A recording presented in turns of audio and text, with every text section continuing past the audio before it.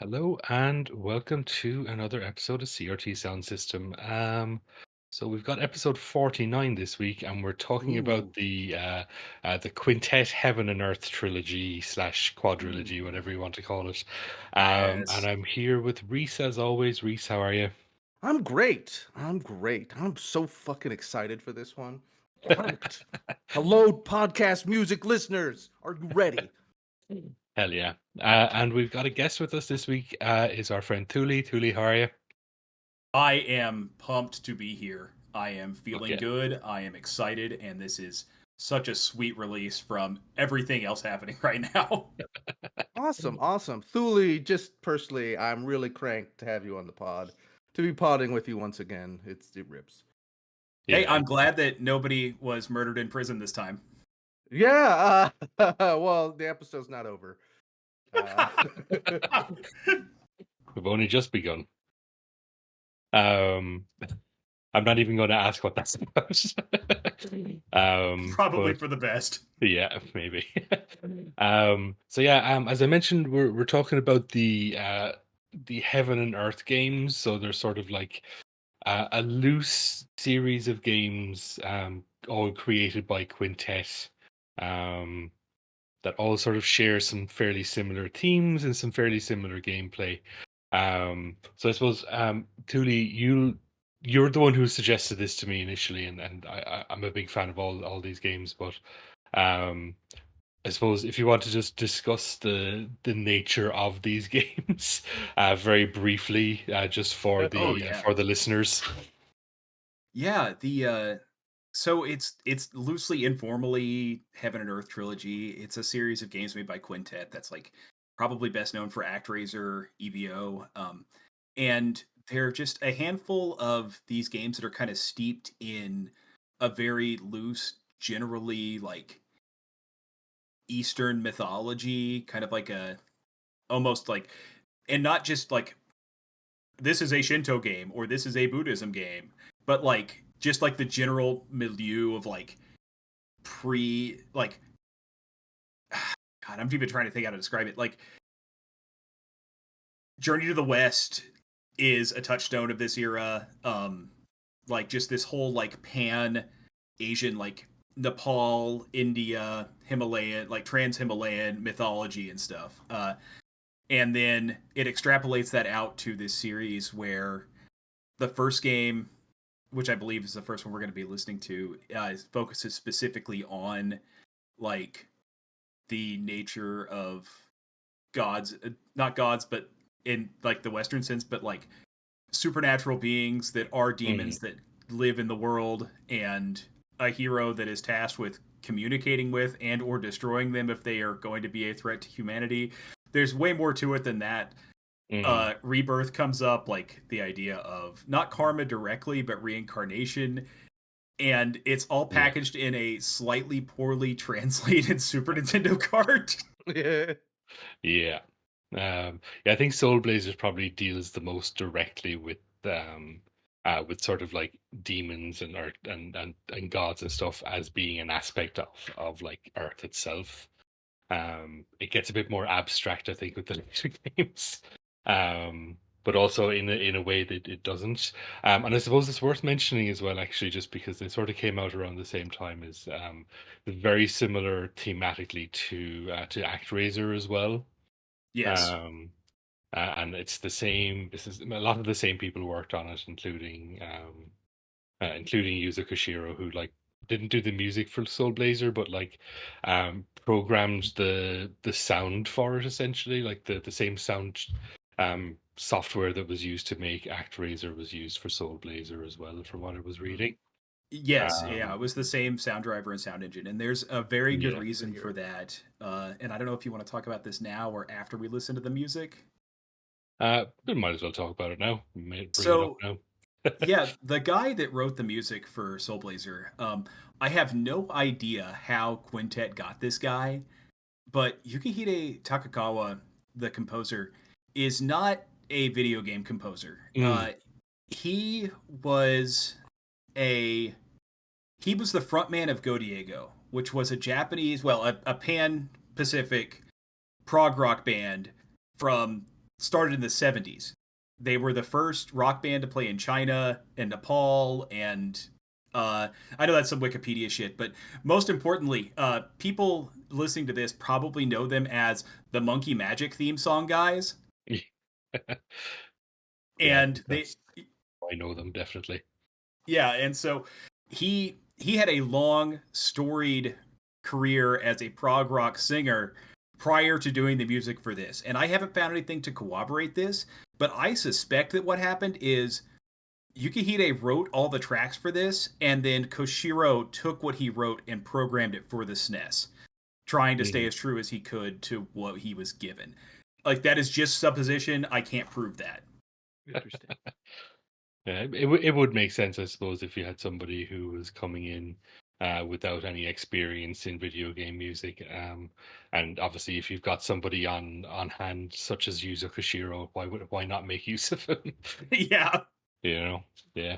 Um, but yeah, I think Soul Blazer is probably the one I'm least familiar with out of the three Super Nintendo games we're going to be talking about.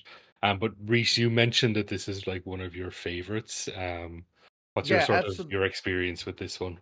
I've beat Soul Blazer maybe a half dozen times, probably a little less, like four or five times, and it's just one of those. When I played it when I was a kid, it's not a difficult game, so it was one that you could get through without as a uh poor as a gangly teenager type of thing. And it just has like a very soothing flow, like you're unlocking these little combat points, and when you kill all the enemies in the combat points, like part of the town opens up in the various worlds that you're in. You're just in, so you're just like, oh, two mermaids showed up after killing these slimes or whatever. And so you go back and you talk to the mermaids, and sometimes they have important story stuff or items, and sometimes they're just like, I miss my sister. And then later on in the game you unlock the sister and they're happy. It is very, very easy to play, and it's like very easy to play just like for a small amount of time, because you can just like unlock a couple of those combat areas, feel rewarded, and then put the game down.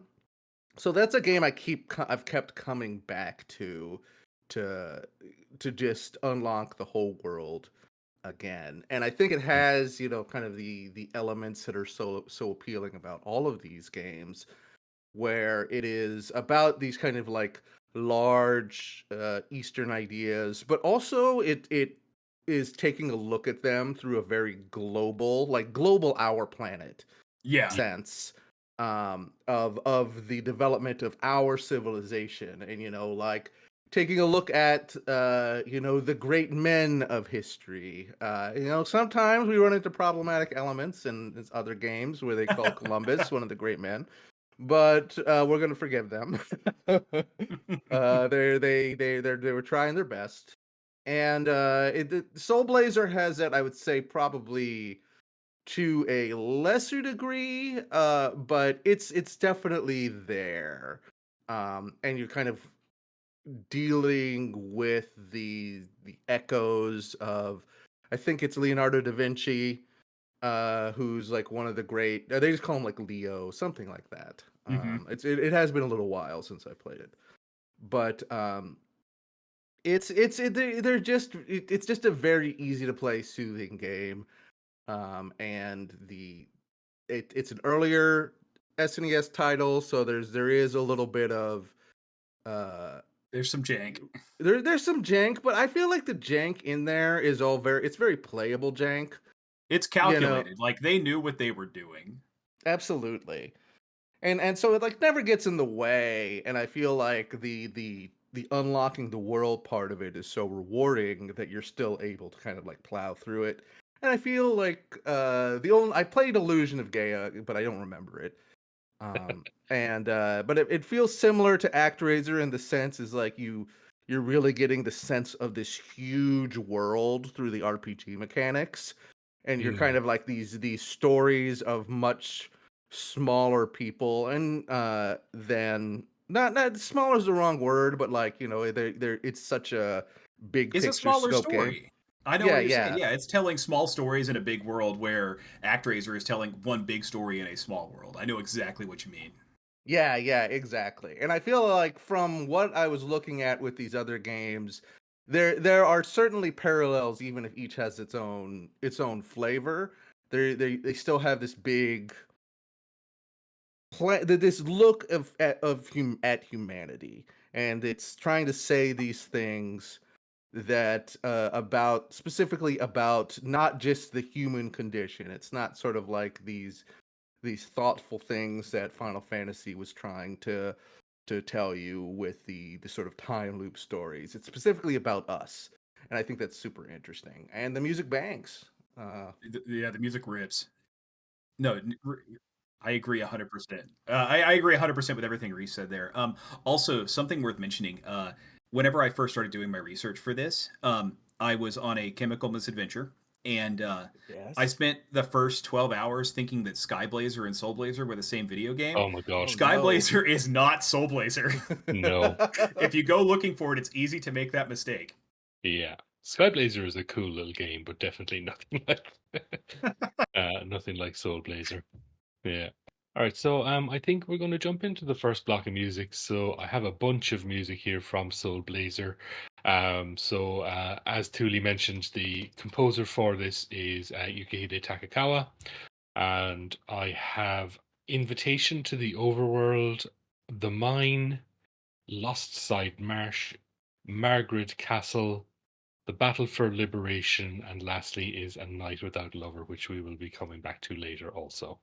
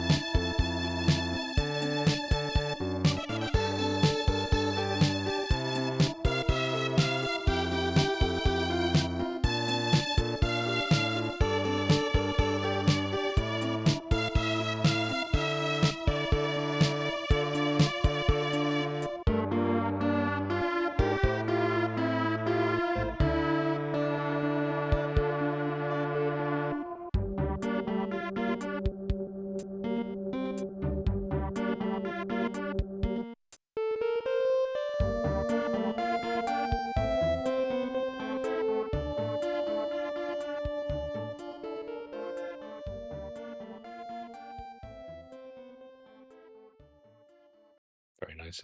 Looking forward to revisiting that later on in the podcast. Oh yeah.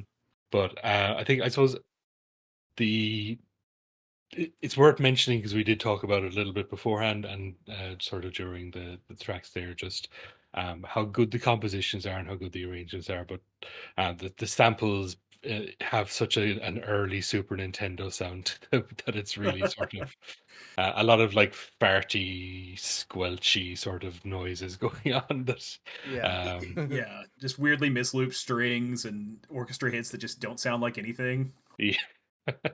But Reese said she wanted to defend that, so Oh, well, I'm going to let you go I'm ahead not and gonna do that. defend the farty samples nearly so much, but I do think that the texture of the SNES sound chip is like many things. The flaws in retrospect are kind of what make it special and unique to me as anyways. And so Mm, that thinness, that tinniness, that awkwardness of trying to figure it out. Of course, Yuzo Koshiro is gonna program his way around it to make something full and rich that really lessen those in the ActRaiser soundtrack. But to mm. me, that has it's eclipsed what are complaints I completely understand and would never debate. But to me, I hear that and I'm just like I'm transported to the time to what the SNES really was. Mm. And I Yeah. get it. It doesn't fall in line with what is universally agreed upon as including me as good sound. I'm not looking for more tinny songs to be like, No, yeah, this that is playing what. out that playing out of a mono speaker 19-inch television is what a happily wasted afternoon sounds like. I am right there with you on that one. And so and listen, I'm gonna be like this with any criticism of Soul Blazer. Like they were talking about it, is just be like, well, the enemies can only move in four directions, and it's weird that there's a little wisp around you that shoots the magic instead of you shooting it. And I'm like, no, that's what makes Blazer special. That's what makes it unique. It sets it apart. And then I punch my monitor. Um, Six holes in the drywall suddenly appear. yeah. Well, in the context of the game too, like the tracks being a little hollow like that, it actually doesn't hurt the game because Mm, the Mhm. tracks stay in the background. The dungeons are fairly large, and so you are going to be listening to that same loop for a long time. And while it's a short loop, it's probably good that it's not more melody driven and that it's more just like a bass line, just kind of riffing mm, over some stuff with like the occasional hit, Mhm. because it does exactly what it's supposed to do, which is be music that you're going to listen to for a long time. And if unless it's going to have like super great sound, like an East track or something, then it's perfectly serviceable, especially for a relatively early Super Nintendo track. Like it does exactly what it's supposed to do. And I think too, sort of like mirroring what we've learned in the classroom of Stuart Copeland. These kind of like slightly off kilter time signatures and less classically melody focused Hmm. um song construction styles do a lot for video game background music. Creates these little moments within the song that are, even though they're repeating, gives you moments where they can line up with the little things that what you're doing. The little weird horn moment. I think it was in the Marsh level.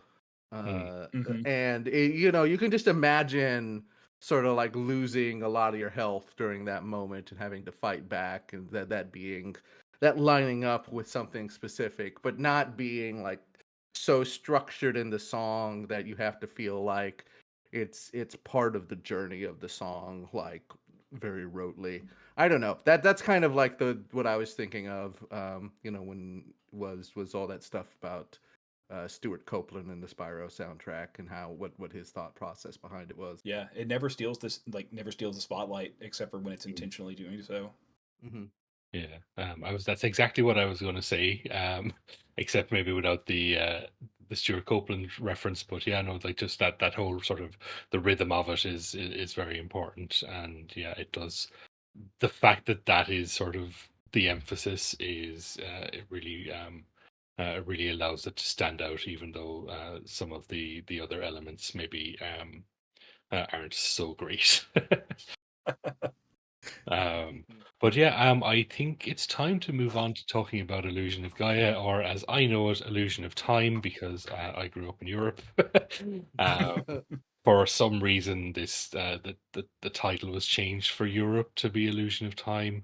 I don't really know why. I never really understood it, but Same. yeah, it was like one of the first like proper quote unquote proper RPGs that I ever played. Shout out to my friend Patrick who lent me the cartridge and basically never asked for it back. So I was able to just play this forever. I did eventually give it back to him, but like just I was he lent it to me as long as I needed to actually finish the game. And this is like one of the biggest games I ever played at the time. Like I've talked about before how like a lot of RPGs just didn't come out here, especially in the Super Nintendo era, and even like Soul Blazer, in fact, came out 2 years in Europe after the rest of the world. Jeez. So like by the time the Soul Blazer came out in Europe, the Super Nintendo was pretty long in the tooth. Um, but yeah, and then the following year, then is when this actually came out in Europe. And this is one of my favorite games of all time. I played it countless times. I love the story. I love the plot. I love the story. I love the music. Love the setting. Like it feels like such a big expansion on everything that they sort of worked on in Soul Blazer. Just sort of like the way quests are structured, the way the world is sort of revealed to you as you sort of go through. The combat feels so much more expansive, and you get obviously the different characters that you can play as that give you different abilities in combat. Thuly, what's your sort of experience with this game? So Illusion of Gaia is one that I came back to later. I Okay. distinctly remember that my brother was playing through Illusion of Gaia when I was busy running around playing Mortal Kombat 2 with the kids down the street, and catching up with him playing Illusion of Gaia. And something looking back on it in retrospect, because I played through it years later, is in comparison to Soul Blazer, like because the character in Soul Blazer really is the world, specifically the people in the world that you are unlocking or rescuing, or it's really nebulous, but Hmm. you're reawakening these little bits and pieces of like villages. Whereas Illusion of Gaia, the character is very much Will, or I don't know if his name got changed in Illusion of Time or not, but it's No, very it's Will much in Illusion of Time as well. Yeah. okay. But it is very much like a character focused narrative, and the reveal later on with the other characters and Will and the nature of what's going on with that is actually kind of a cool twist. And so, keeping in the theme of heaven and earth, it's like, okay, so the first game was about the earth, like about the peoples that make up the planet. And so this is about a person. This is a story about what is a man. And it really goes into that, and in like kind of really cool ways. I guess spoilers for a 30-year-old Super Nintendo action RPG. But your character, it's not really a split personality thing. It's just like these are the possible futures that Yeah. you have, and you are dealing with this dark Gaia, which is this chaos, anti-life equation sort of thing as the villain. It again is like this strange, I don't even know if you call it a demon. It's just this malevolent force, but like Yeah. it's not like it hates humans. It just, you can't even really call it evil because it just is doing what it exists to do. But yeah, it's a terribly interesting game, and it does a lot of the same things story wise from a different perspective, which I think Mm. is super cool. And I think that's one of the great triumphs of the series, and we'll get to talk about that more than when we get to Terranigma. Oh, big, yeah, definitely. Yeah, yeah. Yeah. I think that was one of the big things as well that sort of really jumped out at me. And I don't know if we mentioned it yet, but about Christopher Columbus. Yeah, Oh yeah, no, yeah. Reese already mentioned that, but yeah, the fact that like you had this sort of fantasy game that was set quote unquote in the real world, Yes. You know, and like at the time, I was a nerdy kid who was into like fucking you know, pyramids and the Incas and the Great Wall of China and all that kind of shit. And like seeing that kind of stuff show up in games was just like the coolest thing in the world to me at the time. The Nazca Um, lines are still I'm going Nazca to see lines, these before yeah, I die, by God. yeah. That was actually, I think that was how I first learned about the Nazca lines, and then went to my father. My father had one of those big sort of sets of encyclopedias. Um, so for people who are younger, before Wikipedia existed, you had to buy an encyclopedia in book form. Hmm. And we had the World Book Encyclopedia set. And there was like 26 books. There was one for each alphabet. And I remember like finding out about this in the game and then running downstairs to the World Books to be like looking up the Nazca lines and being like, oh shit, these are real. Just finding out about those was just like blew my fucking mind as a kid. That rips. Yeah, that Yeah. fucking rules. The Nazca lines, which also appear in ActRaiser. Somebody at Quintet Oh, had a hard on for them. yeah. Yeah, that's true. Yeah. Reese, what's your experience with Delusion of Gaia? I know that I played it. I feel like Mm, it must have gotten swept away by other stuff I was playing. I don't think I beat it. I don't think you know, I have I'm sure it was just some other RPG or something was you know, got its hooks in me and it sort of got mm, put on the back burner as stuff went on. What I did have is that I bought it with a and it came with a t-shirt yeah. and I have in so many vacation photos of little Reese in Mexico or wherever else is me in Incredible. that illusion of Gaia T-shirt Amazing. that no one will ever see because I am but fucking pogging right now to steal your thunder, man. Oh my God, Reese, that is so cool. And so, it and it unfortunately, I it got tossed. It was in storage on the other side of the country, and I saw it when my sister was sending me pictures of stuff in storage, and I was just like, I can't ship all this over here. I can't spend money to ship the Illusion of Gaia T-shirt over here with everything else. But I kind of wish I did. It wouldn't fit now, but You could still, you could probably get that on like Redbubble or something. yeah, I'm sure it's gettable. It's just very Yeah. funny to me that I have this incredibly strong memory of this really shitty T-shirt I wore out throughout my young teen years. That Mm, rocks so hard. that absolutely rules, yeah. And I remember, I vaguely remember, you know, it has it's left some sort of like vaguely positive impression in my brain, but I don't Mm. remember it. And it was, you know, and I had to look it up, and I didn't remember anything. I was like, oh, Christopher Columbus is in this. Interesting. Finally, a game that's now woke. I don't know if there was a T-shirt that came with the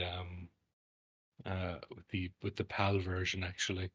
Because I know a lot of my American friends have talked about the T-shirt specifically as like being a big memory of this game.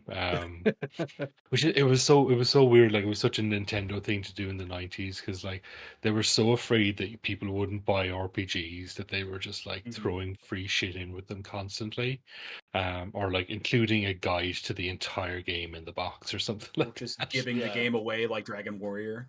Yeah, like was it Earthbound that had like just the entire game guide included in the box? It had the game guide, but that game guide is the complete tangent here, was such a piece of art. And the I know this has been talked to death by 1,000 YouTubers, but I really can't convey how funny it was that there were scratch and sniff stickers in that game guide that included things like grass and Master Belch. Yeah, that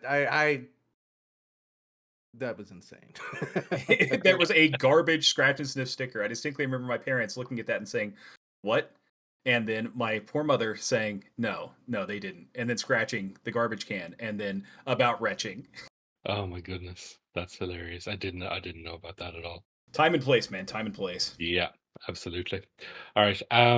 We'll without further ado, I think we'll listen to some music from Illusion of Gaia. So, the we'll probably talk about the composer when we come back from the break. So the composer for the game is Yasuhiro Kawasaki, and from that, then let me see, pulling up my list here. We have Awakening the Wind, Descent into Darkness, Drifting Endlessly, which is a scene I actually want to talk about a little bit as well when we get back.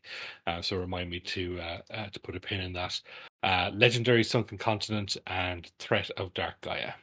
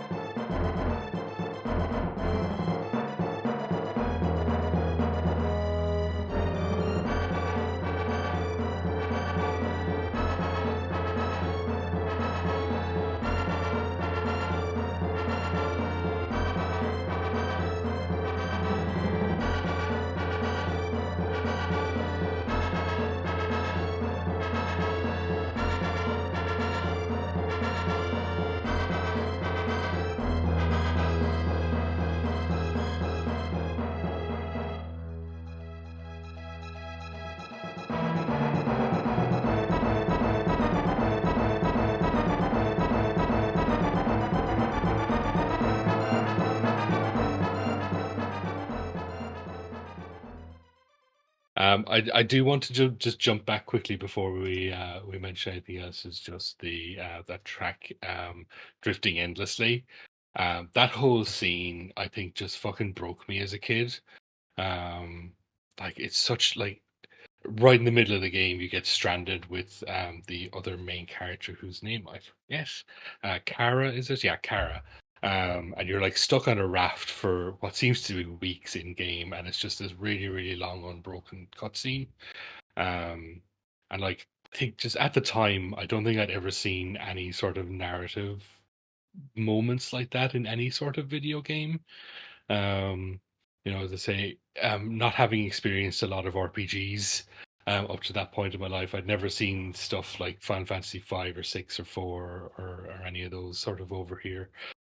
So encountering a scene like that was sort of so mature in terms of its like writing and its theming, sort of as a kid, really sort of really stuck with me. And I really love the music from it. It's just so melancholy. It is despair-inducing. Yeah. They absolutely nail it with the soundtrack there, and the writing as Mm, well. I know this isn't as much about the writing, but the conversations the characters have, just it hits in a way yeah. that very few things do on the Super Nintendo. Like the only other thing that I can compare it to is the beginning of the World of Ruin in Final Fantasy VI, and that's Mm, saying something. yeah. I think Terranigma has an equivalent scene. Uh, Maybe we'll talk about that later with the goat. Yeah, That I think is probably as impactful. Um, but because Illusion of Gaia did it first, I think it sort of stuck with me in a deeper way.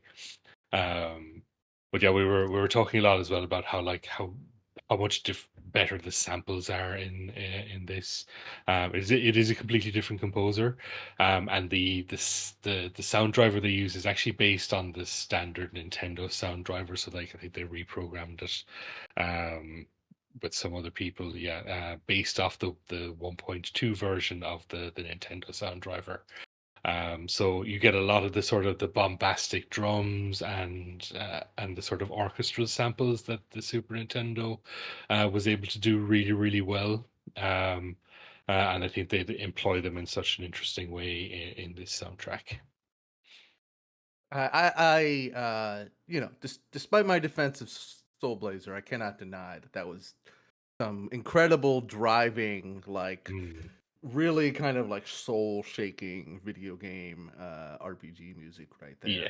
there. The threat of Dark Gaia is I just burst out laughing while it was playing, but it was like those kind of like those drums just kept going and kept Mm, building, and it's this weird sort of like spiraling crescendo. It's so good. Like it's very interesting. I think I have known about these games even if I didn't fully realize the name as sort of like their own thing. I think of them as the Mm. games with the Soul Blazer font. Um, Yeah. Yeah. um, but it's they have such a style, a flavor all their own, and I think that extends to the music where it's maybe a bit more it's a on like a hair closer to traditional RPG music, but it's like not afraid to be dissonant, not afraid to like go to these weird fun places where where you probably won't hear them on YouTube RPG epic music mixes nearly Mm. as much just because they're not afraid to they're not afraid to be weird. They're not afraid to be a bit more thoughtful about where they are in the game Relegated rather to a than SNES drunk B cuts track. yeah, exactly.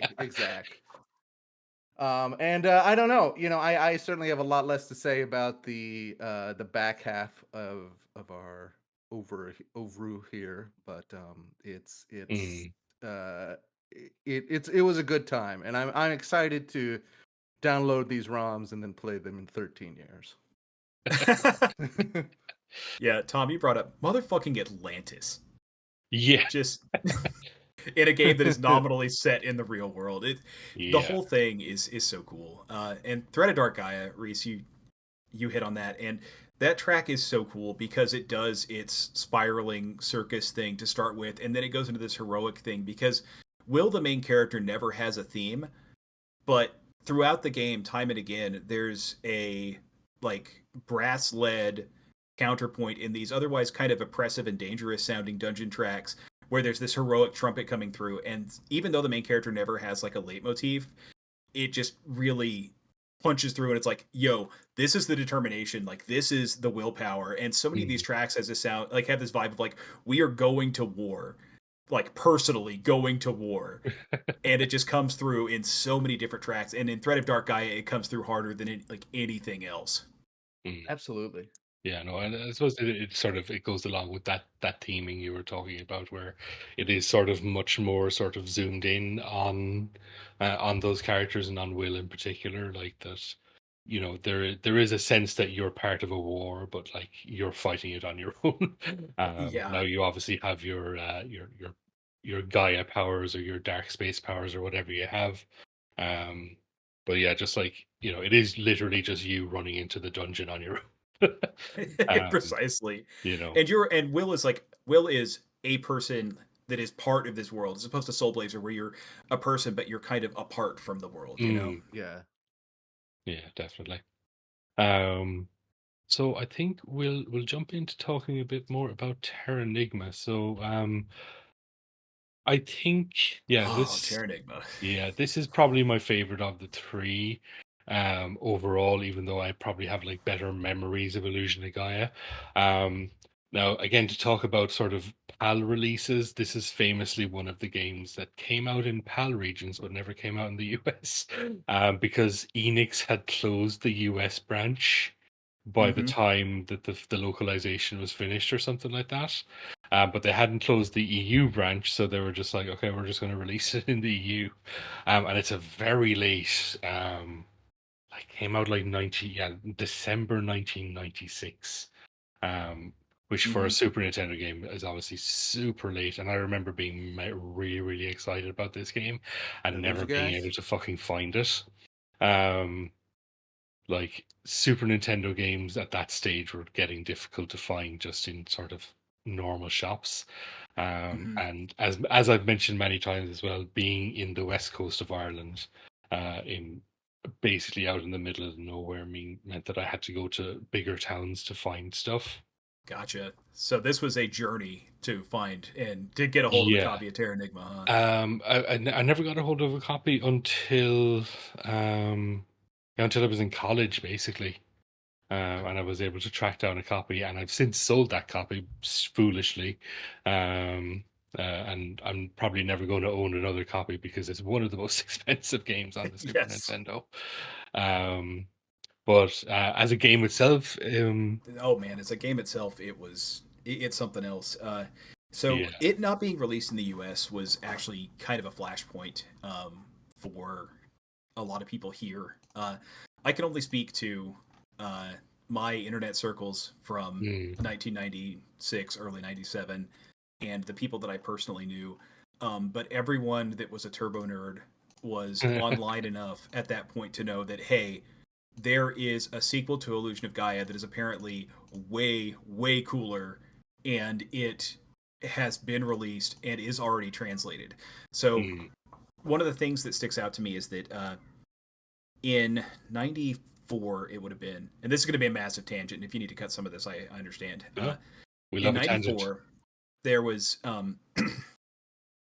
when Super Nintendo emulation kind of began to happen. Mm, And then by 96, it was kind of almost there, but the emulators, like your Z-SNESes and things like that, weren't quite up to snuff to handle the later era games. They just didn't have like yeah, all of the a lot of the stuff layering with and sounds. co-processors and such. Yeah. Exactly. Like you just couldn't run the later Mega Man X games. They just didn't work, stuff like that. And uh, what matters is this: is that for my personal story here, I remember my best friend and I trying to play Final Fantasy V on like a point 0.1 version translation on a 100 megahertz Pentium computer, and it did not work. It absolutely did not work. However, this is the same era where like the AMD K6 series and the Pentium 2 series started dropping, and your off-the-shelf service merchandise CompUSA computer was at the point where it had the beef to run a Super Nintendo emulator. And if you had a video card, if you were super cool, it also would have had 2D acceleration still baked into it at that point. So it was this flashpoint of, okay, the software is finally there, the hardware is finally here, and there is a fully translated JRPG. Well, it was all kind of action RPG.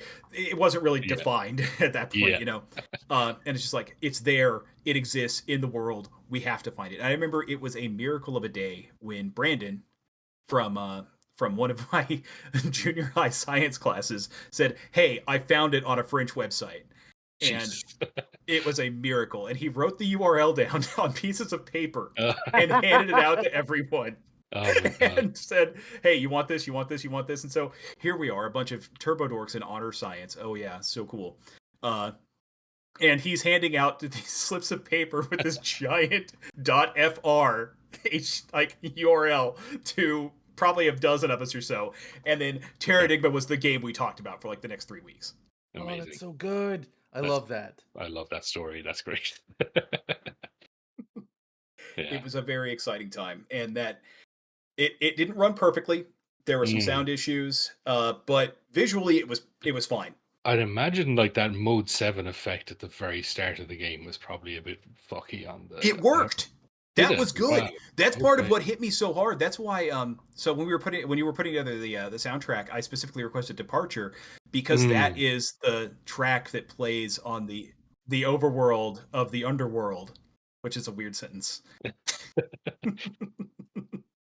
Yeah, you haven't played this, Reese, have you? No, no, Oh, okay. I've barely heard of this. Fair enough, yeah. Um, Um, I do not. I clearly did not have cool friends growing up, and I did not know until much later. I heard it in passing, connected with all of these, but no context. No, this is such a mm, great RPG. And just looking at it, today, during the research, I was like, oh, this looks like it fucking rips. I want to play yeah, this so fucking much. yeah, So it's thematically, it splits the exact middle between the personal mm, story of Illusion of Gaia and the impersonal story of Soul Blazer. Oh, yeah. I'm honking like a Um, goose. it's It is heaven and earth. and like your main character is called Ark, and like that is important. The fact that he's called Ark, like he is essentially just bringing new life to the world. Like that's his whole deal.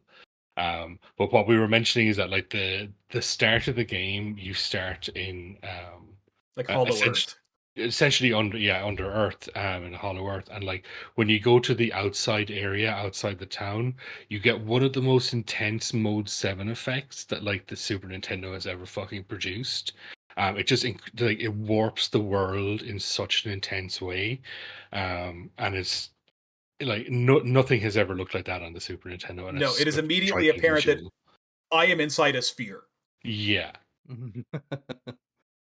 And it's yeah, it's wild. It's absolutely it's like if you do nothing else in this game, just look at that starting sort of that intro to the game. Yeah, just play the Um, first 20 minutes of it, and the yeah, rest of the game is excellent. But the first 20 minutes is what in the actual fuck are we doing? Holy yeah. shit! It is like the most prog rock Super Nintendo thing that's ever happened. It's cool as hell. But yeah, aside from that, like if you like Soul Blazer, Illusion of Gaia, definitely play Terranigma. It's like improved combat. Um, it's got a good translation. The sort of environments and enemies are all absolutely fucking gorgeous. It's one of the best looking Super Nintendo games. And it plays really well, and the soundtrack is fucking incredible, which we will get to very shortly. Yes, I wouldn't call it a forgotten gem, but it's one of those things because it never came out here and because it had such a limited production run in, and Mm, it was distributed across the entirety of the EFIGS region. It's yeah, just nobody played it, yeah. and Um, emulation was it. I mean, especially for NA, that was the only mm, option. And what was so cool about it is that in the era we had people like we were distributing the ROM, and I remember Mexican and South American players that we would be able to distribute the same ROM to because it was an EFIGS card. so it had the Spanish language on it, did it? It had, yeah, the one that we got a hold of was the EFIG, so it had English, French, Italian, German, and Spanish. Mm.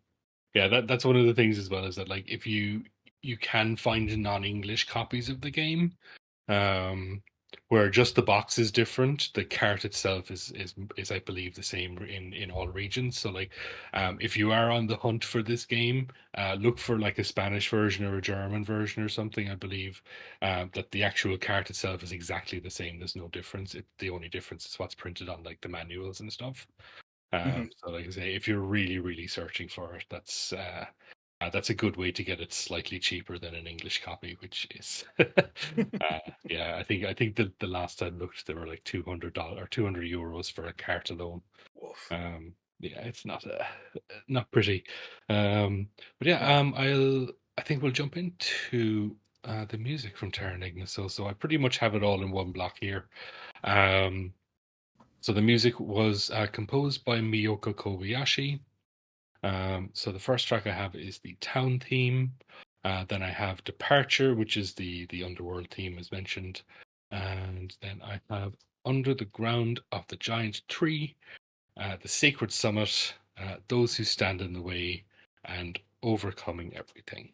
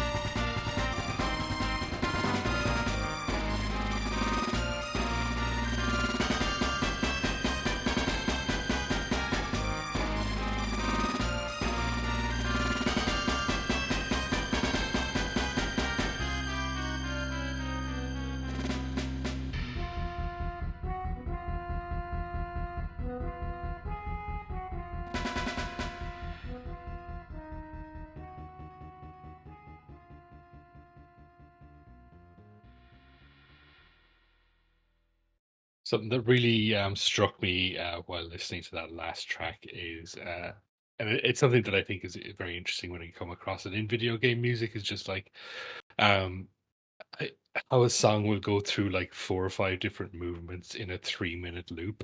Like, Yeah. but that last track just sort of, it started off one place, it had a completely different sound in the middle, and then by the end it was something else entirely. Um, and it's really fascinating when you hear people trying to do that in such a sort of a restricted space, Yeah, as a Super Nintendo. Go ahead, it sorry. may just be bias after listening to all of this together, but the first movement, I mean, that's a great way to put it. The first movement of that, the samples sound so much like the Soul Blazer samples, just fleshed out. That Mm, staccato, that really short staccato trumpet, and the kind of farty strings again. And then the last movement is a version of Departure, yeah, the first Overworld theme, for the finale of the loop of the final battle. yeah. It's And it's like, yeah. oh, it's so good. It ends right where it started, and Terranigma closes the loop on this whole thing. So good. And I don't think we're going to listen to it, but the finale, the credits Mm, track, feels like the coda and overture of the whole yeah. series. I only didn't include it because it's like 8 minutes long. Yeah, it's massive. It's pretty long for a Super Nintendo track. But I think if you enjoyed those tracks, which I hope you did, because what a good fucking soundtrack. Um, like definitely seek out this whole soundtrack. It's very, very good. Because like, yeah, we were talking as well about Departure in particular. Like that's up there with the great overworld themes of the Super Nintendo. Like, Yeah, the whole it's as good soundtrack as is. anything on Chrono Trigger. It's as good as anything on Final Fantasy VI. Like, it's fucking good. And again, like combined with the visual that you get when you first step out into the world, it's really, really something. Those Who Stand in the Way, when I was doing my re-listen, Mm. absolutely stun locked me because I immediately recognized the song, and somewhere in my brain I had swore to God that that was a Final Fantasy track. And Mm. listening to it now, it's like, oh, this is like an alternate futures, like an alternate pasts futures Final Fantasy VI boss theme. Absolutely. I was definitely stun locked going listening through these. That first town soundtrack, that front what the town track rather, sorry, Yeah. is really just what you want. Mm. Those accordion samples are just transport you to. I don't know anything about the game, but I can still feel myself looking around, looking for shops, etc. And there's just so much good stuff in here. I don't have a lot of insight or intelligent extra things to add to this one because I'm so unfamiliar with it. But it really is it feels like a true unearthed gem. It's not unearthed, but like I think a lot of people haven't heard of this one. But I think if people were exposed to it on the same level as a lot of the other classic RPGs, I think they'd be mentioned in the same breath. At least in terms of the music that I've heard was all just as Oh good yeah, as it gets on the Super Nintendo. that And town theme, man, Yeah. it cast the mold. Like, so I know that it sounds so generic now, but it really did like make that sound. I am losing words here. Sorry. It just, that song is so emotional in a weird way. Like, it's so simple and so sappy, but at the same time it feels like, I don't know, growing old with childhood friends and low crime rates and fresh bread. I don't know how else to describe it. mhm. Yeah. I think like you get that pastoral feel through it. And there's a sense of sort of, yeah, of, of like lost time to it. Hmm. That you get. Yeah, it's a really, really cool piece of music. And like, as I mentioned during that, I love a good accordion in a town theme. Um, I think it's almost essential to make to the best ones. Yes, um, agreed. it just for whatever reason, just being in a town and listening to an accordion play, especially if it's like at a sort of a twilighty kind of time, that is my fucking jam. But I think we're gonna move on to Granstream Saga shortly. But I suppose we talked a little bit about uh, Quintet as a company, and this is probably a good time to just sort of discuss their status at the moment. Because I sent you both that Yasuhiro tweet just shortly after they redid ActRaiser. There was a lot of people asking, "Are we going to see remakes of the other Quintet games?" Because they've sort of been in a weird rights limbo for the last 30 years.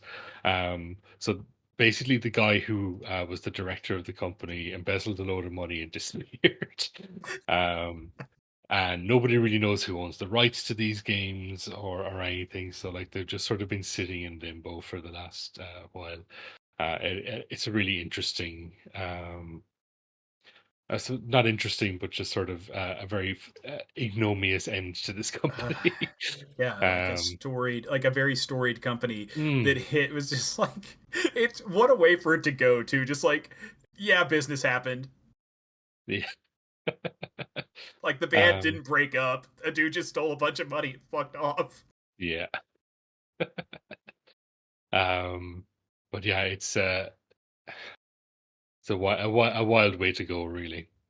Um, Yeah, their legacy was becoming a product development team within Enix, yeah, and then doing work on a number of licensed titles, some shitty mm, Godzilla games, and I forget what the last one they worked on, but it was nothing short of shovelware. yeah. There's one. What's in it? The Planet Laika. That's a really, really interesting game. Actually, that's probably the most interesting like post Super Nintendo game that they did. How do you describe Planet Like? I am not It's familiar with that. it's an adventure game where you play as a dog Oh, who's like Leica from the you play capsule. as Laika the space dog, yeah. Okay, Um and like yeah, all the characters are just like people with dog heads. And yeah, it's a very, very strange game with really, really cool music. Actually, definitely worth checking out the music. Not an RPG or of any sort. Hard to necessarily recommend just if you like the other Quintet games, but if you're interested in the vibe, it's definitely worth checking out because I don't think there's any other game quite like it. huh? It certainly looked fascinating. There was a blurb on it and the stuff I was watching, and Mm. I got absolutely nothing from. I mean, Yeah, I by that mean, it was not nothing, but I was just like it was inscrutable. I was just like, wow, this is. Uh, this is more questions than answers, and they're then just moving on. yeah, it's just like a weird. You've got weird adventure game segments, and then it's like a weird sort of shooter for the battles. Sort of like yeah, again like Reese said, it's inscrutable. And yeah, I've not played it enough to really fully describe it to people. But definitely worth sort of looking into if you like weird Japan only PlayStation games. That sounds that's an entire vibe, and that sounds like worth Mm, watching a let's play. yeah, definitely. So the one of the other PlayStation games they released then was the Granstream Saga. So this is sort of considered sort of part of the same group of games as Soul Blazer and Illusion of Gaia and Terranigma. A lot of the same team worked on it, but it wasn't published by Enix. It was like THQ or something like that. It was a THQ joint, and has if you care to look it up, this might be our cover image. I don't know. A pretty amazing. No, there's so many better pictures, but it has what I can only call PlayStation ass box art. Yeah. Um, yeah, and it like again, it has a lot of similar sort of s- themes, and the gameplay is pretty um pretty standard. It doesn't feel as refined as an action RPG as say Terranigma does. Um, but it's worth talking about, I think, in this context, just because, as I mentioned to you a while back, Thuly, it's probably never going to ever come up in any other sense. Um, No, and it's an interesting game. It's not a good game. mm, And so what it does, and this is gameplay wise, is that you go around in a dungeon, much like you would a tile based dungeon like a Soul Blazer or any of the other games in the series. And then whenever you get into a fight, it locks you into an arena with the enemy, and then you are fighting in a 3D battle space and you're rotating around your opponent. So it's like you've got a lock on combat thing going on.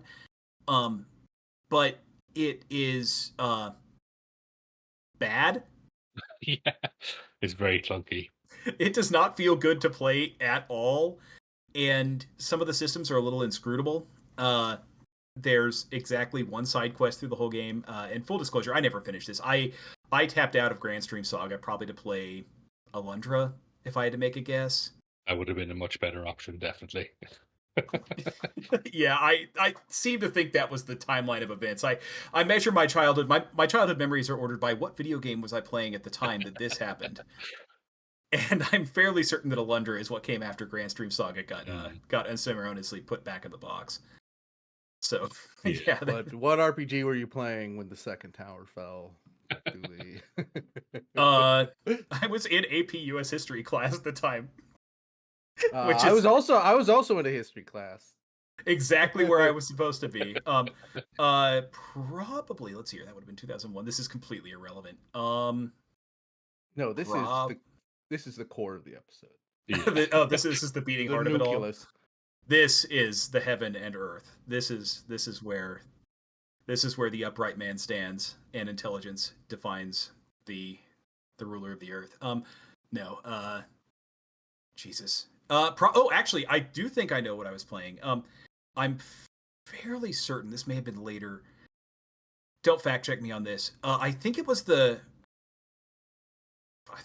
Final Fantasy X or the Lord of the Rings Final Fantasy X knockoff that was better than it had any The reason. Lost Age.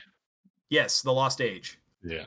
But that was probably later. I think the correct answer, at least for me as well, is Final Fantasy X, for sure. Yeah, I think it probably would have been. No, actually, no, because it wasn't out in Europe by then. But had it been, I'm sure it would have been Final Fantasy X. Probably, honestly, the actual answer is probably a lot of Counter-Strike with my brother. Also a good option. Yeah, that's the thing. I was like, well, if we're talking RPGs, Final Fantasy X, but we were probably deep in our Unreal Tournament period. Yes, thinking about lots that of time. Ernie. Yeah, actually, that's it. Yep. Yep. Redeemer City, you nailed it. The one thing I wanted to mention about this game that is not 9/11 related is the is the fact that, like, just looking at it, they were talking about, like, they were trashing the combats that did not look good. You know, I haven't played it, but also that just, like, apparently that, like, that's you don't get much, if anything, from it. Like, you just level up during the story, so it's just this, like, It's linear, completely yeah, linear. it's a Yeah. superfluous, just, like, awful thing that it makes you do while you're trying to play the, like, better, much, you know, like, maybe not as great as these other stories, but the much better than the combat story of the game, and it just keeps interrupting you to have this, like, you know, polygonal knight chase you around. It seems like the soundtrack has the best bits.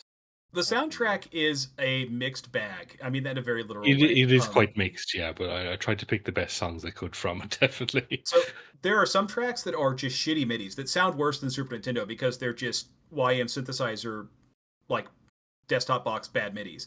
And then there are other tracks that are, like, completely recorded or using some kind of, like, Redbook sample library that it tricked me into believing they were actually recorded. The soundtrack in this leans more into so I mentioned early on, like, there's kind of an Eastern mysticism. This leans much more into that, like, stereotypical, like, Indian, Malaysian temple feel. There's lots of chimes, lots of wind chimes, lots of flutes doing cool things in the tracks that aren't absolute fucking dog shit. I think something worth mentioning as well, actually, is the anime cutscenes on this. Mhm. Because I may have mentioned my friend Justin before, but at the time he was fucking obsessed with anime. And it was like this was sort of when anime was still not very mainstream. But if anything had like an anime art style or anime cutscenes, he was fucking picking it up. And that's how I found out about this game, was that he just picked it up and he was like, check out these fucking cutscenes, man. And they None of do them look are up to the cool. Wild Arms intro, though. I mean, Oh, Wild Arms intros, fucking all bangers. sorry, Um, never talk about a better movie whenever you're talking about a bad movie. yeah. But the animation is quite good in it. I think it was like, was it Production IG did the animation, so like, it's not bad. It's just a pity it's attached to a very shitty game. Um, Great icing, um, terrible cake. yeah, exactly. Yeah, so I think with that, after we chat on the soundtrack a bit, we'll jump into some of these tracks from it. So as I said, I tried to pick out some of the better ones from it. All these tracks I have are composed by Miyoko Kobayashi. I think there's 3 different composers on the game in total. The other 2 being Masanori Hikichi and Takako Ochai. Um, as Miyoko Kobayashi, just for reference, is the also the composer for Terranigma. So I think their tracks ended up being the ones that sounded the best to me, probably for that reason. So we have again from the Granstream Saga soundtrack. First track is Winesman Cemetery. Second track, Stalagmite Castle. And last track is Runes of the Spirits.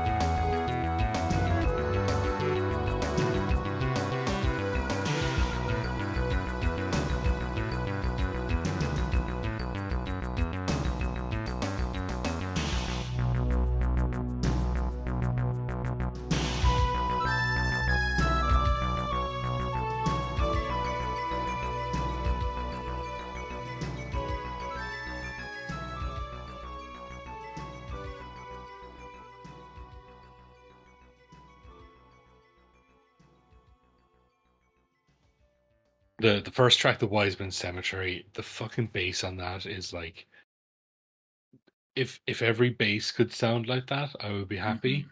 It's just I don't know, is it like a particular type of bass, or is it just an effect that they use? But like, it's very commonly used in like in modern sort of Irish music.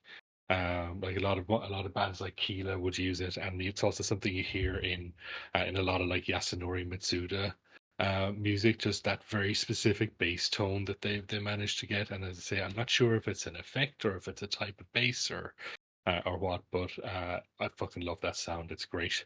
And also, just like I mentioned, the tuned percussion on all of these tracks is fucking great. Um, a lot of them sort of really do feel like they're continuing on from Illusion of Gaia and Terranigma, um, and they're turn out really good.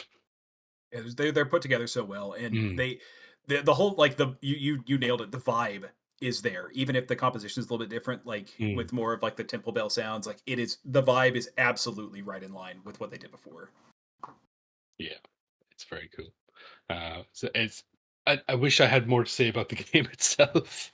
Um, it, we said in the break there maybe we were a little bit mean on it, but there is it's really only interesting in contrast to the rest of these games.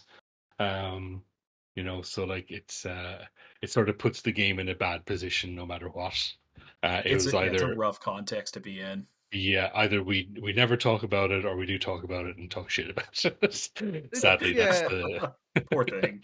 yeah. especially too with the quality of games that we've been talking about. Mm, Is nuts. Like we even left out ActRaiser, and still we just had this increasing crescendo of bangers, and then we're like, yeah, also it's a saga, whatever. It's okay.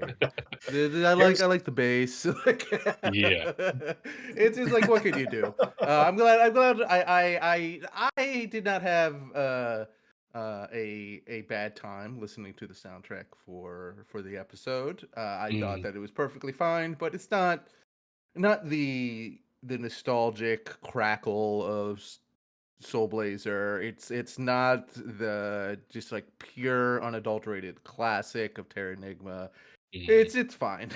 It's fine for a PlayStation game. yeah, yeah. there's and nothing in Granstream Saga reaches to the same levels that anything in Illusion of Gaia or especially Terra Nigma does. Not to discount Soul Blazer, but Soul Blazer is its own beast in compositionally. But like Sure. those two have like that is like music for Gilgamesh or some shit. And Grandstream just nothing in it reaches those heights Mm, Yeah, at it's all. an RPG. yeah, It's there. absolutely. So I think we'll finish things up, but I suppose before we do our plugs and everything, I think it's probably worth talking about the final track a little bit. We usually don't talk about the final track too much unless it's particularly notable, and I think in this case it is particularly notable. On the first block we played the track "A Night Without a Lover," and there is a arranged vocal version of it as well on the same soundtrack that will be our last track. So was this performed by I forgot the name of the band already. Oh, are By you Godigo, or was it just my Yukihide Takekawa? understanding is that it is Yukihide on the vocals, but that Yeah, it's Quintet Studio guys.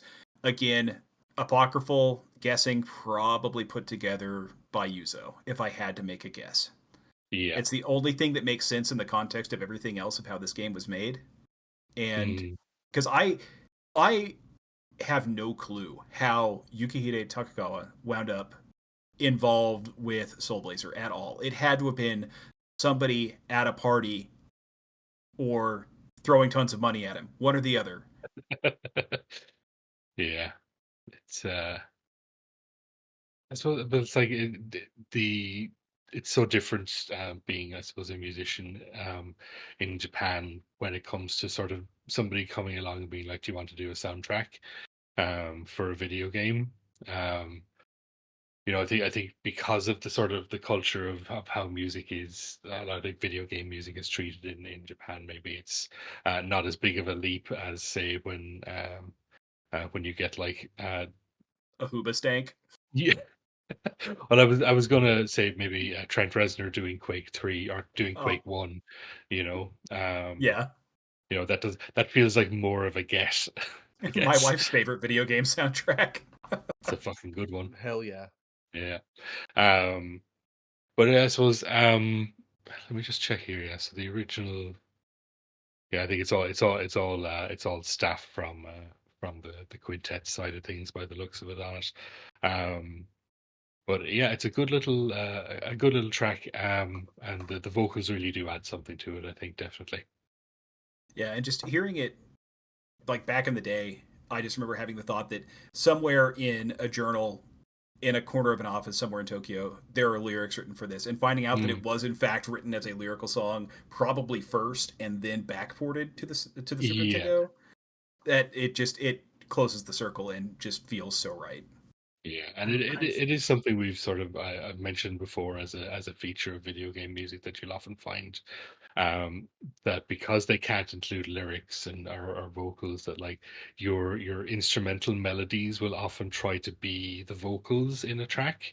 Um, and yeah, if you listen to the original the Super Nintendo version of A Night Without a Lover, I think you can if you listen to the melodic overtones of it are definitely sort of in place of lyrics.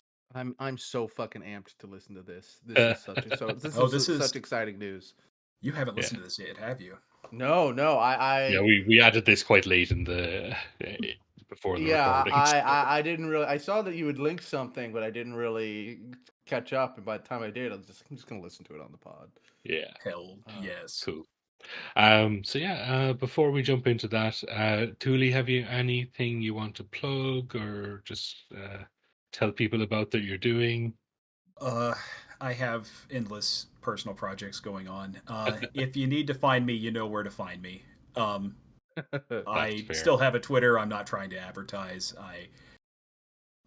In the future maybe, but right now, big things coming. That works for me.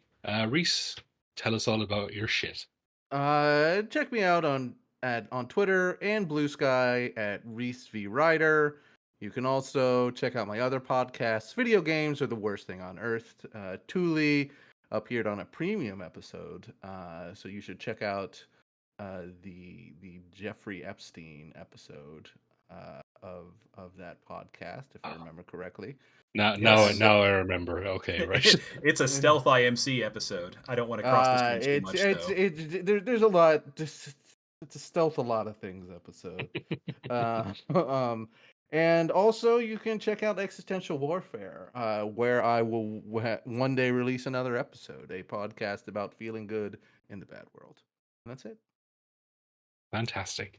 As for ourselves, you can find us Twitter, CRT Pod System, Blue Sky CRT Sound System.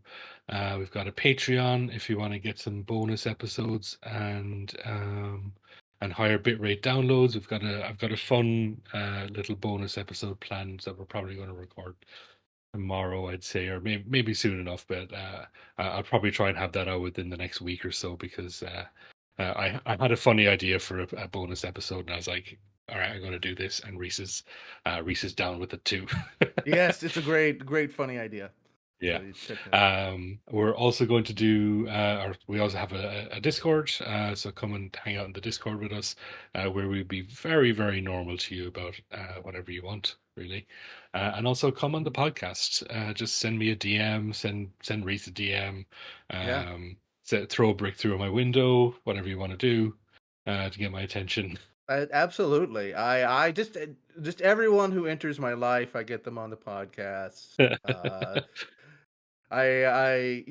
When I started dating my girlfriend, I was like, "You want to come on the podcast?" She's like, "Oh, I guess." She's now been on it twice. So yeah. Exactly. And so yeah, come on the podcast. We're still waiting for somebody to bring us the Undertale episode. We're not going to do Yeah. it on our own. Or So that truly will could never be done until somebody that says, right. that could be you. How often do you get an invitation to be mentally ill about Undertale? Not that often, or maybe often. I'm not that familiar with Depends your on the circles you're running in, really. All right, I think that's everything. All right. So, yeah, thank you so much for listening. Thank you for joining us, Thuly. It was really good to have you on. It was really great Yeah, to talk thank you about so these much. soundtracks. Oh, it was a joy. Yeah. It was an absolute joy, and I'm as a matter of personal pride, I'm just a little bit disappointed that WJ beat me to the punch, but we'll keep score.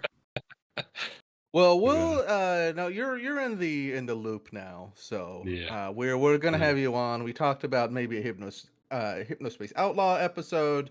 We'll Mm, see. You're now conscripted. yeah.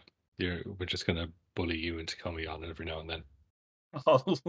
Happy to do so. Thanks, guys. The last track is "A Night Without a Lover," is the vocal arrange by Yukihide Takekawa. Yeah, thank you again, and good night.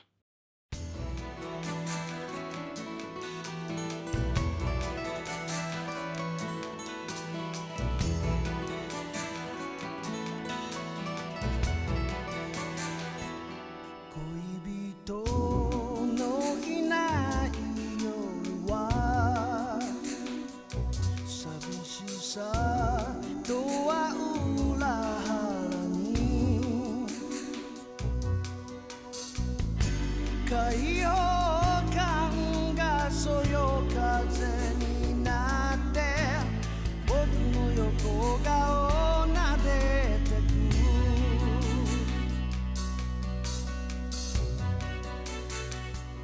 恋人のいない夜は嬉しさ半分だから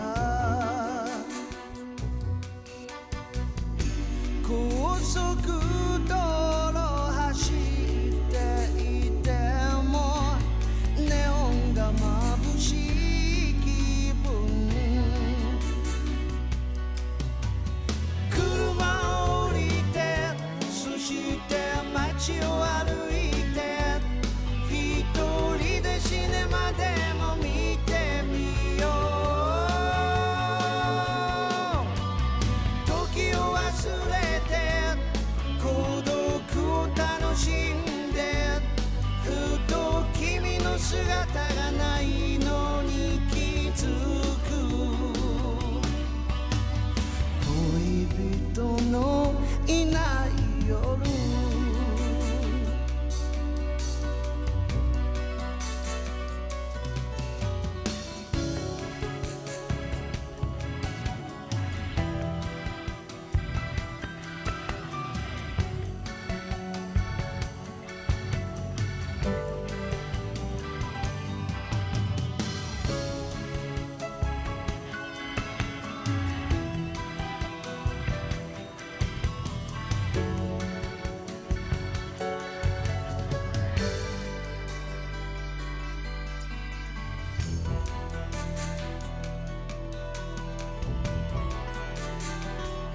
いつの間にか君のこと探している僕だけどウキウキ気分がなくなったわけじゃないから変だね雑踏の中に自分を溶け込ませて誰でもない僕になってみよう時を忘れて孤独を楽しんでふと君の姿